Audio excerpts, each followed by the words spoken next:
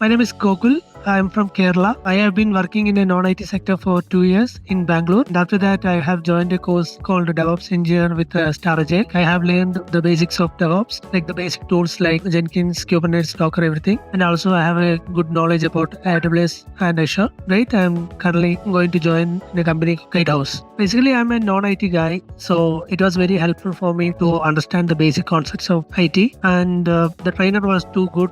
It was very easy to understand the topics of DevOps and all. I feel very confident now. It covers almost all the important topics of DevOps. We also have done practicals with DevOps tools like Kubernetes, AWS, etc. Training part and the career support was both are equally good. Support from the career support team is great. Like I will get 3 to 4 jobs in weekly basic, and it was very encouraging me to study. Yeah, I will always suggest set StarAgile for the IT. If a non-IT guy like me can crack a job within the few 3 to 4 months, it will be very helpful for everyone.